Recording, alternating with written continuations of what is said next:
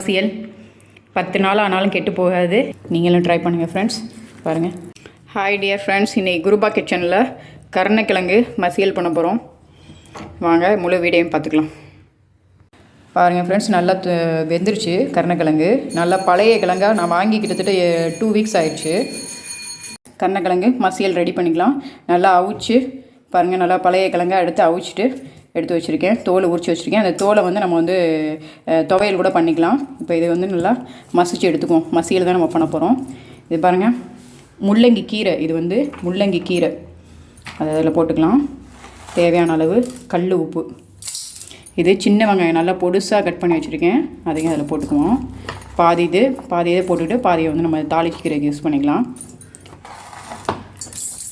இது பச்சை மிளகாய் நான் கீரை இப்படி வச்சுருக்கேன். உங்களுக்கு தேவை எப்படின்னா நீளமாக கூட எடுத்து கட் பண்ணிக்கிறேன்னா கட் பண்ணிக்கிங்க. ஒரு 4 இது போட்டிருக்கேன்.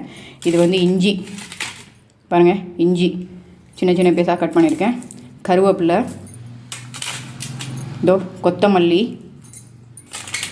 இது வெள்ளைப்பூண்டு பல் பாருங்கள், ஒரு 2-3 தக்காளி. புளிப்புக்காக ஒரு 4 தக்காளி. நல்லா இதையும் போட்டு நல்லா கரைச்சி எடுத்துக்குவோம். புளி இங்கே பாருங்கள், புளி கொஞ்சமாக. ஏன்னா ஆட்டு தக்காளி தான் போடுறோம், கொஞ்சம் புளிப்பாக இருக்கும். 1/2 கிலோ கிழங்கு எடுத்திருக்கேன். அதனால் ஒரு சொல புளி தான். நல்லா புளிப்பு டேஸ்ட். ரொம்ப புளிப்பாக இருந்தால் நல்லா இருக்காது. அதனால் கொஞ்சோண்டு இத்தினோண்டு புளி தான் எடுத்து வச்சுருக்கேன்.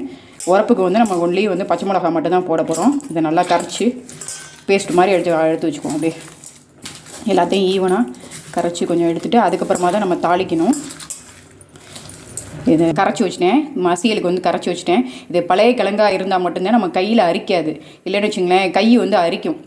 நல்லெண்ணெய் ஊற்றி தாளித்தா அந்த மசியல் நல்லாயிருக்கும். கருணக்கிழங்கு மசியல் நல்லாயிருக்கும். இப்போது கடுகு போட்டுக்கலாம். அடுத்து கடலைப்பருப்பு, வறுத்த கடலைப்பருப்பு போட்டிருக்கேன். வறுக்கலைன்னா கூட பரவாயில்ல, அப்படியே போடுங்க, நல்லாயிருக்கும். காஞ்ச மிளகா 3. அடுத்து சின்ன வெங்காயம்,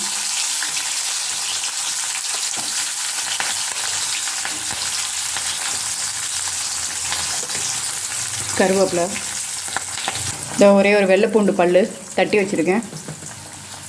கொஞ்சோண்டு மஞ்சள் பொடி. அவ்வளோதான். நல்லா வதங்கட்டும்.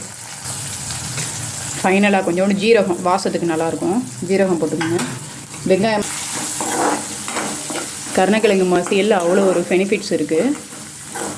கருணக்கிழங்கு நம்மளுக்கு எவ்வளோ ரத்த சோகை, அதே மாதிரி பைல்ஸ் ப்ராப்ளம், பௌத்திரம், இது மாதிரி ஸ்கின் அலர்ஜி, இந்த மாதிரி இருக்கலாம். நம்ம இதை சாப்பிட்டுக்கலாம். மலச்சிக்கல்லாம் இருந்துச்சு அப்படின்னா இந்த கிழங்கை நம்ம சாப்பிட்டுக்கலாம்.